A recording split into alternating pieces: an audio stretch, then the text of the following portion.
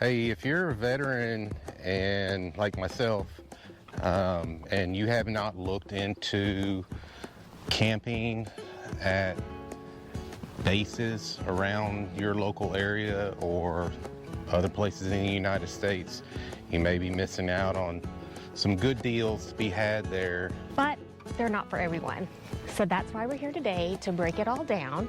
We're Alan and Kim, full-time RVers living, working, and occasionally fixing whatever just broke on our fifth wheel.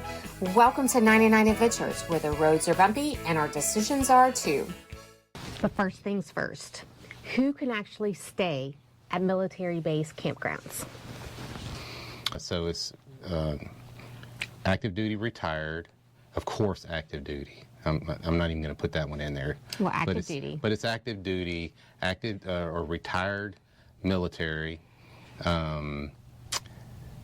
veterans, and we'll get more into this, but there is a caveat to a lot of this, right?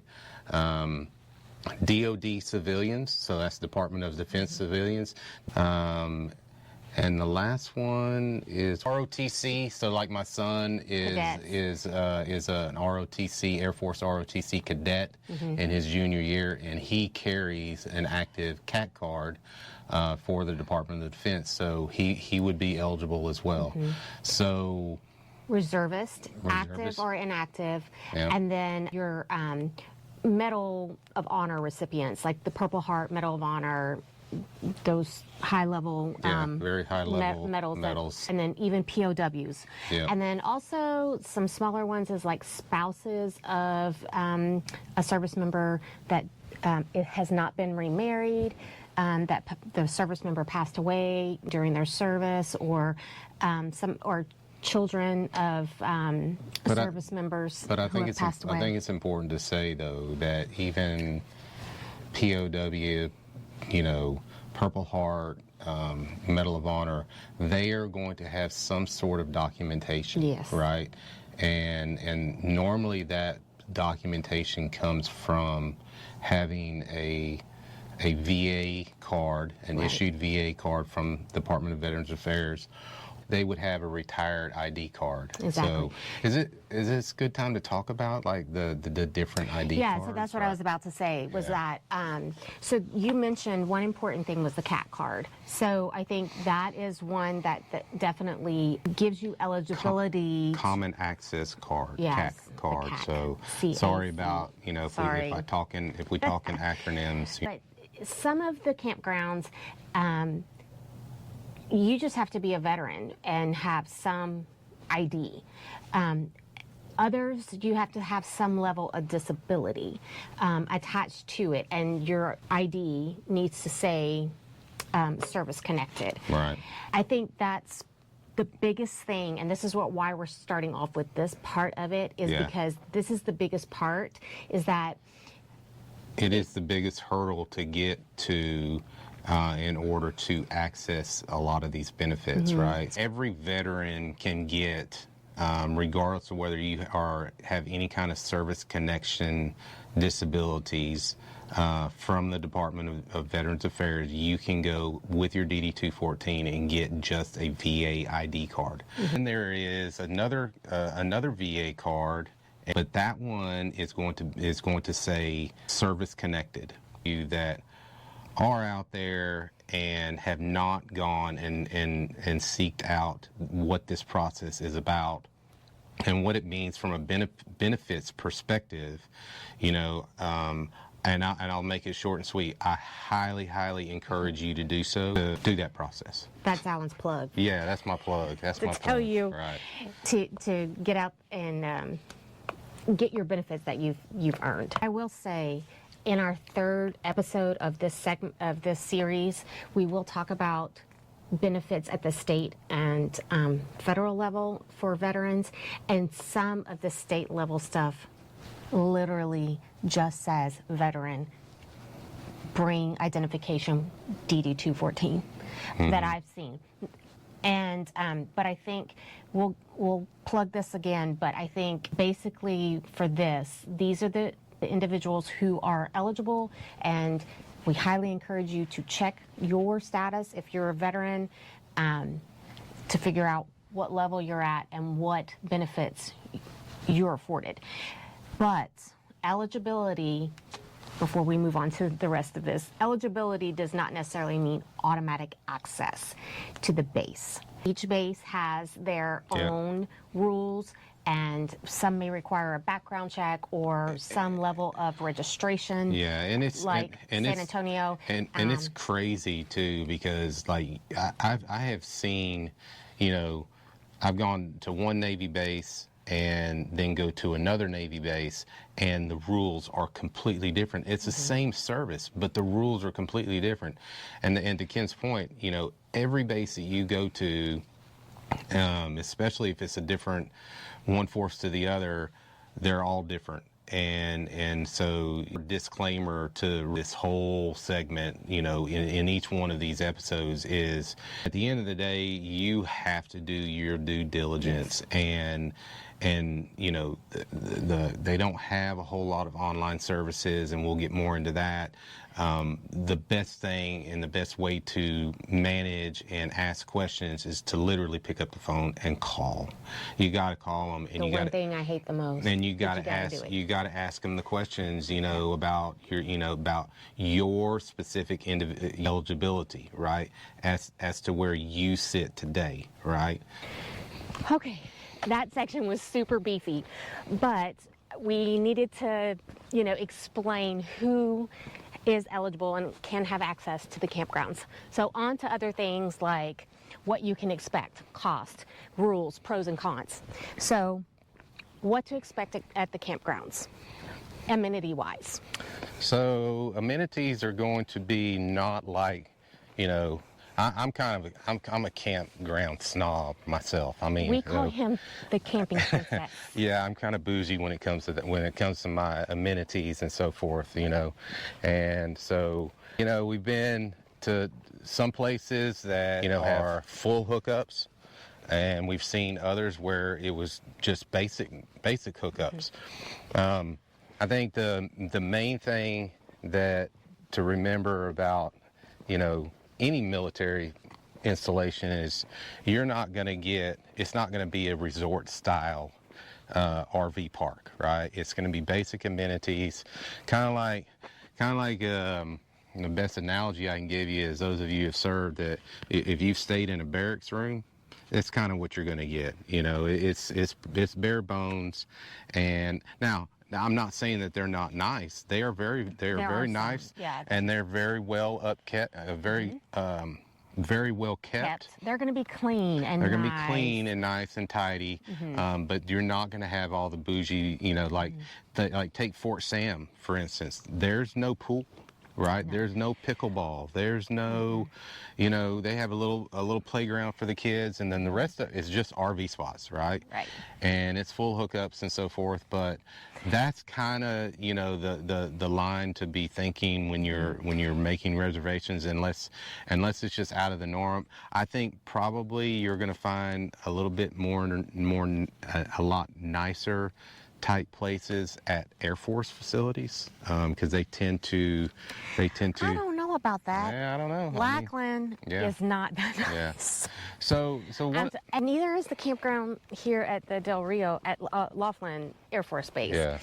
But to me, Fort Sam is very nice. Yeah, it is. But I will say this too: there's a good chance you're not going to have internet at your site. There may be internet at the clubhouse, you know, a hotspot type thing. But you'll have the full hookups. You will probably have cable.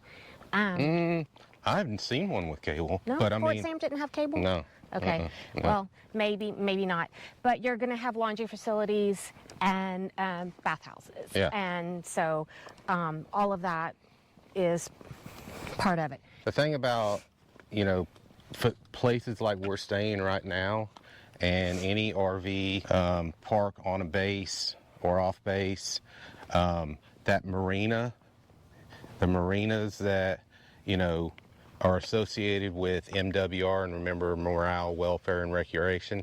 So anything MWR related is classified as a Class C facility. the organization MWR for every base is a Class C facility.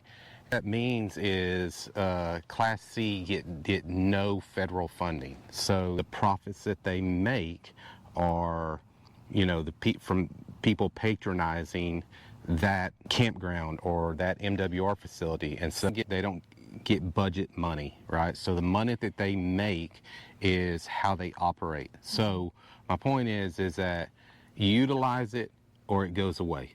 So one of the biggest perks is the price point that we're all kind of accustomed to paying for a full hookup site. In our experience, it's been cheaper, you know. I think what Fort Sam was like $650 a month for the month, but that included electricity. So which is huge, because most of the time, if you're staying for an extended period of time, your electricity is not going to be included in your campground cost. And it can be several $100s during the summer. So you know, everybody's budget is different, but that's generally what you're going to see. And your nightly stays are going to be below market price for the area that you are in. Also, there's no resort fees, but just remember, you're probably not going to have the resort amenities that you would be accustomed to at a Margaritaville or whatever. Exactly. Now, I will say that sometimes on some of the bases, there are pools or an auditorium or a gym, but access is always the issue. So if you would like to take advantage of those facilities, it would require having that conversation. And the individuals there at the offices with the RV parks are very knowledgeable, and they will be able to help you and guide you through that process. Exactly. Cheaper doesn't always necessarily mean better, especially if the rules, the location, the length of stay, that kind of thing, doesn't quite fit your travel lifestyle. Speaking of rules, that's the one thing that can get folks tripped up when choosing to stay at a military campground. Military is full of rules and full of standard operating procedures, and they follow them to a T. So, yeah. Things like the gate not showing up. Well, pick up the phone and call, right? Yep. Your pass and tag, you know, a lot of people call it a lot of different things. I've always known, you know, the entrance to a main gate, there is what's called a pass and tag, and that's where you get all of your passes for the day, someone sponsoring you on, or you're sponsoring someone else on. That's where all that business is conducted, right? And when you call to make a reservation or whatever with the campground, they're going to tell you, or you may need to ask, what gate do I need to come in? Yeah. Right. Yeah. And that's important too, because and you know, I think Kim's gonna, or I'm gonna talk about it, you know, knowing where you're at going on to the military installation, because all bases have multiple entrance points. It's not just the main gate. Ask the questions, understand that there are rules, going to be gate hours. There's going to be certain gate that you need to enter to access the park, those kinds of things. Yeah. So, and also too, I mean, if you find yourself in a sponsor, like you're sponsoring someone else in your vehicle, you know, literally ask them the question, hey, will this access pass work at that gate?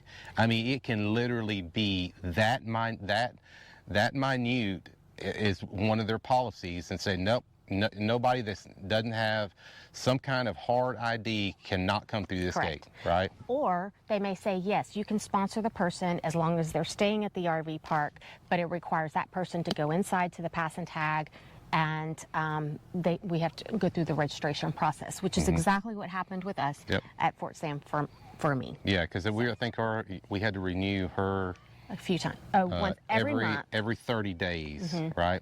And in order to do that at Pass and Tag, not only did I have to be there to be that sponsor, we actually had to show them our receipt from the RV park that said, hey, we're renewed again through September or October or whatever, and then they would give us the pass. Me the pass, so that I could come and go off the base. The other thing that might trip folks up when they're deciding to stay on a military campground is not understanding the length of stays. So that's again one of those questions you need to ask if you want to stay long term for a season, let's say.